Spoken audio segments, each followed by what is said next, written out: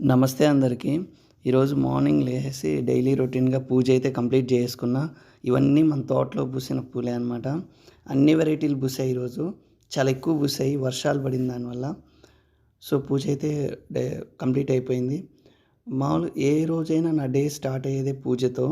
At least పూజ చేసేంత time లేకపోయినా ఒక ప్లేస్ వచ్చి ఆహ్, దండం అయితే పెట్టుకొని ప్రే చేసుకొనైతే వెళ్తాను. సో, అలా నా డే అయితే స్టార్ట్ అయిపోయింది.